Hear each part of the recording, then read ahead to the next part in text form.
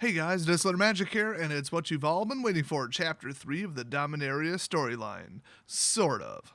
I say sort of because this is my version of it. Go read the real one if you want, well, realness. Well, this chapter starts with Ziva, the merfolk, and Joyra, the, submarine captain at the moment. In our last, well, not the last chapter, the first chapter, she found the Weatherlight, which was under some kind of body of water. Well, that'll do wonders to the electronics, assuming it has those. Well, they pulled that sucker up onto the beach on a coast of Bogarden, wherever that is.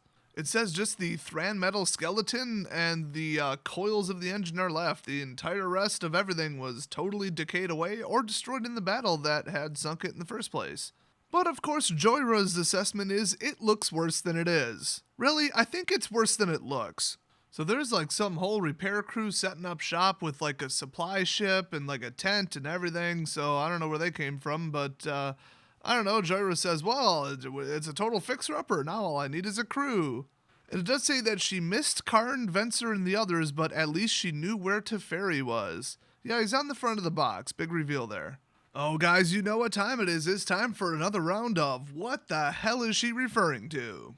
Alright, on today's episode, it's, and then there's Joda. Her expression turned wry. She didn't know if she could count on him either. It had been so long since Urza's final powerful spell had all but ended the Phyrexian invasion, and Dominaria had healed so much since then, but some things would never heal.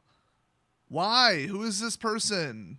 I'm not familiar with the storyline from like 20 years ago. I wasn't playing Magic back then, and I'm pretty sure it was in a damn novel, which, oh yeah, so many people ordered and read that.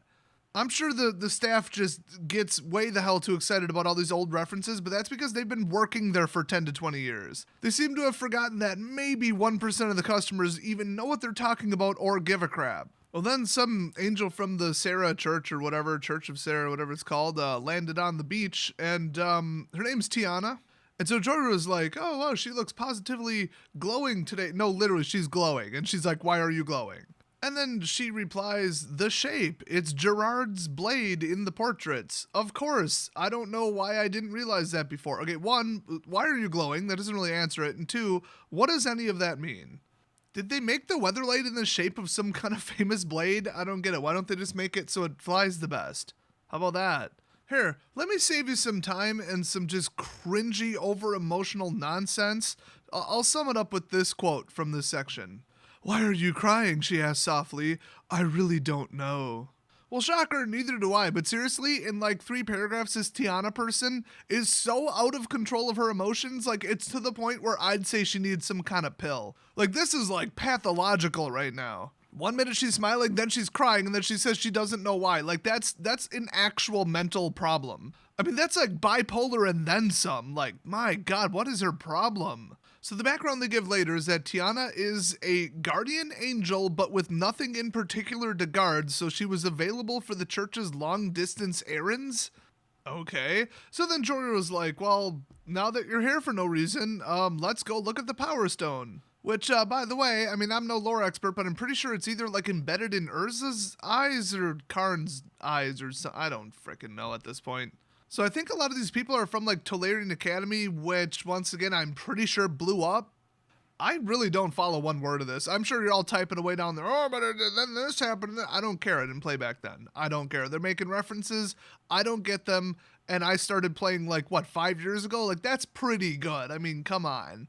I would love to know who they think these storylines are written for. Not the existing customers, obviously. So it says Hattie was there, and he or she, I couldn't tell you from that name, was the only Tolarian artificer, but there was other skilled artisans. Oh God, let me guess, they brought like a painter, didn't they? Oh wait, it says artisans and scholars. Well, that'll help. I would have brought like, some big fat construction guy with his crack hanging out. I mean, you really need to like get to work on this thing. Now see, that's a character most of us could identify with if we've been to any kind of magic event.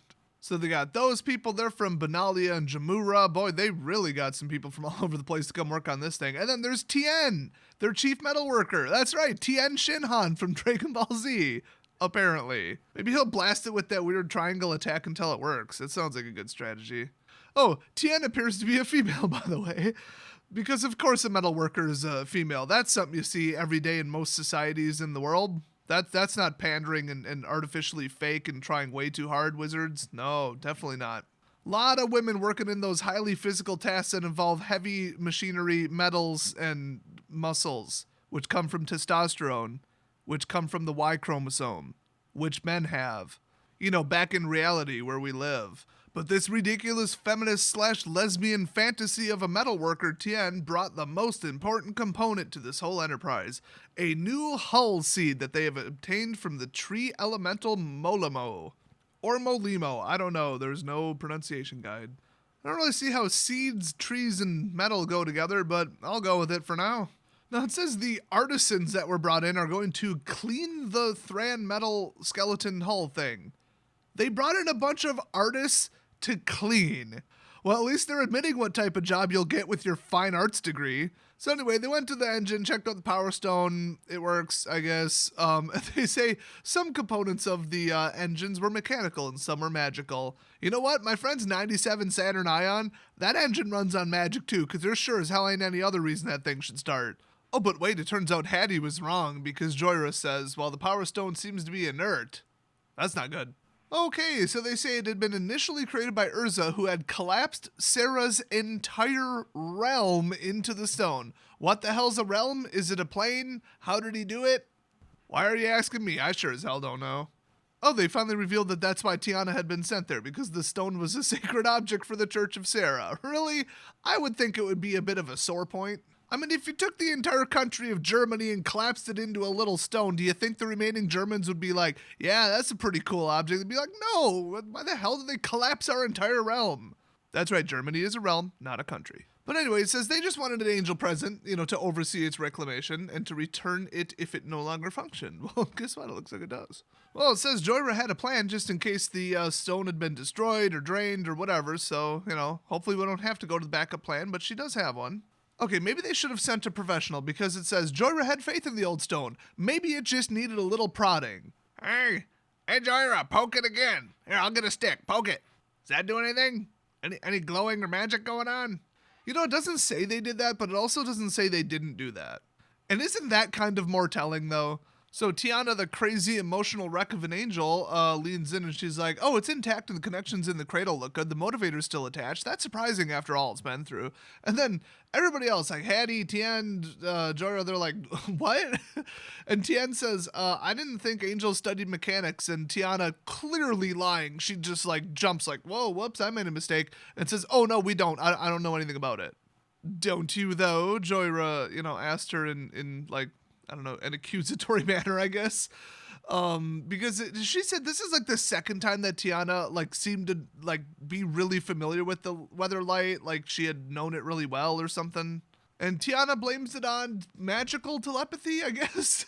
She's like, oh, I don't think so. No, I mean, I've never known anything about mechanics before, but now it just seems obvious. Dude, that's some Z Nation level crap right there. Where my Z bros at? Leave a comment down in the comment section. So they're like, hey, Tiana, you're an angel and you're from Sarah's church or whatever. This is Sarah's stone. That's a polite way to put it. This is the entire collapse Sarah's realm. Perhaps it'll respond to you. So she just concentrates for a second thinking it won't even work and then boom, starts glowing. Once again, exactly the same way that we start my friend Saturn Ion. And so everybody's celebrating. Then Joyra pulls Tiana aside and she says, forgive me, I don't think I've met an angel like you before. And Tiana replies, you mean an angel who lacks confidence in her angelness? Come on, Martha, did you really write that? And then Tiana, of course, just, follows that up with, it's a long story. So there's more to her than she's letting on, I guess. I don't know. So Joyra knows that she has to go gather a crew, so she leaves Tiana in charge of the project and crew. Oh, she better leave the bipolar pills too. I went from smiling to crying in 3 seconds and I don't know why. Oh, I'm in charge of the construction crew? Fantastic. So it says Joyra had planned for gathering up a crew just as much as she had planned for going to get the Weatherlight on the bottom of the sea, which took a lot of planning apparently. So kind of makes you wonder what kind of mission she has in mind. I don't think she just wants to fly it to Dunkin' Donuts, although, I mean, maybe White Castle, that's a bit of a mission. So no joke, one time I got my hands on one of them, what do you call it, them, the shop cart things, the electric shopping carts that the fatties and the disabled people all ride around on. fixed it up, got it working, souped it up, and then took it down to the burger joint down the street. And you know we had one person on the seat and one person on the basket. We got some looks, but I mean, that's what you do. So, I mean, if she's just going to White Castle, I mean, hey. And if her plan is in its entirety, I just need to leave Dominaria, this place is a crap magnet, that's good too. So she jumps on her little ship, which is called a bark. I don't know what that is. B-A-R-Q-U-E. I have never heard that word, and I've played every video game with every ship imaginable. I'm just going to say they spelled barge wrong. So she sails to Jamura, to the city of Suk'Ata, something like that. Okay, I'm going to save you a big old long description. It's Space Africa, North Africa specifically. By the way, wouldn't it be less racist if the story didn't just come out and say, oh, the locals mostly had brown and dark skin? Literally the only thing they say about the locals at all. They don't describe anything else about them other than the color of their skin. If that is not classic Wizards of the Coast and SJW bullshit, I don't know what is. So Jara's there looking for somebody very specifically. She checks out the main marketplace, and then she's just kind of poking around, and all of a sudden she hears a scream, and a bunch of people start running out of a building, and she quickly asks one of them, hey, what's going on? And they said, the Cabal, a Cabal spy in the treasury of the Saren Mercantile. I don't know what that is. Oh, there, let me translate this for you. The Cabal, they're robbing a bank, I guess, maybe. I don't know. And then Joyro says, no, that's dangerously close to the White Castle. We have to save it. Those tasty little burgers are the only thing keeping my sanity intact after having to deal with Tiana. So it says on a flat stone plain of the terrace, one woman with a sword fought half a dozen men. Oh my God, do I have to read this garbage? Half a dozen men, miraculously, apparently, while wearing the concealing robes of desert nomads. Around them, dark magic with the demonic taint hung in the air like a fog, making it the second biggest taint in all of magic, after, of course, Fabrizio Antares, or whatever the hell his name is. But I think I changed it to Antares as like a dot hack reference. I think it's Antonio. I don't know or care. The swordswoman, not a word by the way, had dark skin because that's the first thing you need to know about her, and dark hair and a crown of braids, and was dressed in metal and leather armor. You know what pisses me off the most about that? Just pick heavy or medium armor. You can't just dual proficiency armor. I've never even seen that in any other game.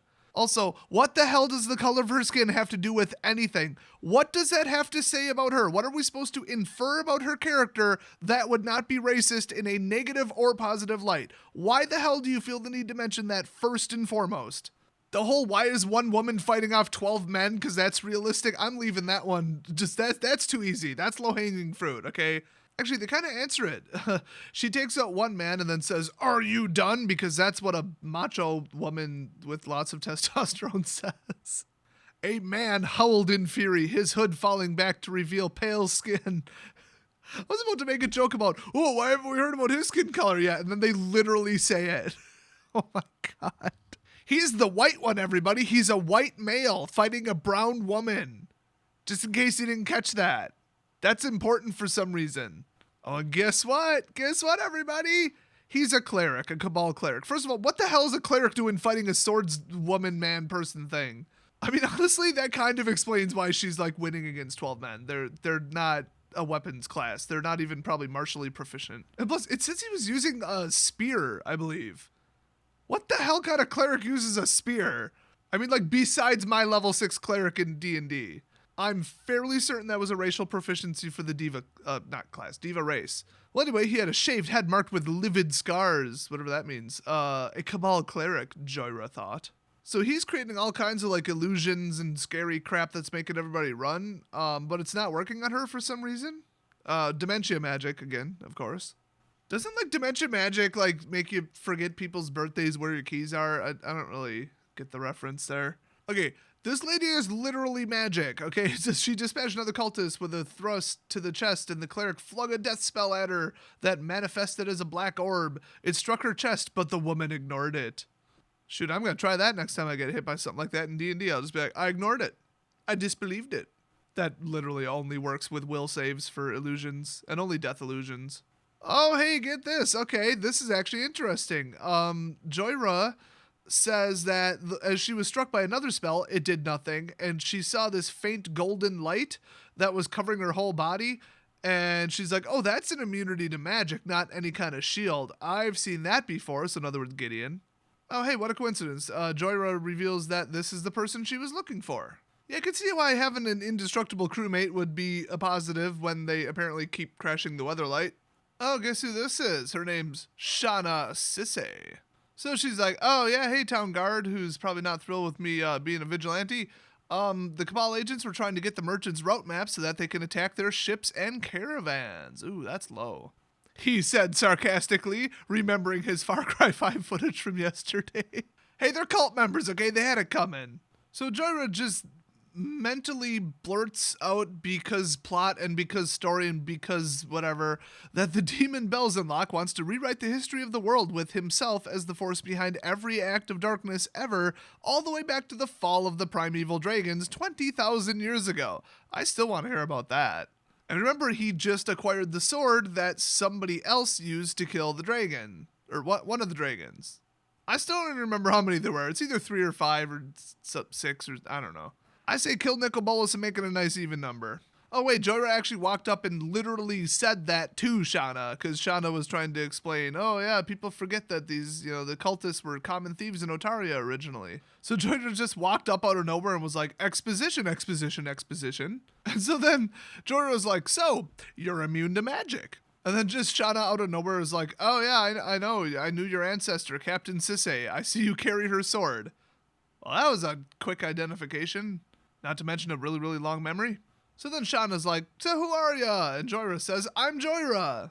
And that's it. So this chapter's pretty long, so I'll leave this to a part 2, but thanks for watching, and please do check out my epic Far Cry content. You're probably like, oh, but I like magic content. Trust me. If you like me being incredibly stupid and just no filter whatsoever, like usually I turn down the comedic sarcastic stuff to like a 4. We got it up to an 11 in the Far Cry videos, and it's only going to get worse. So if you want to check it out, see if you're like, yeah, I'm into that. And if you're not, I don't blame ya. I'll see you guys next video.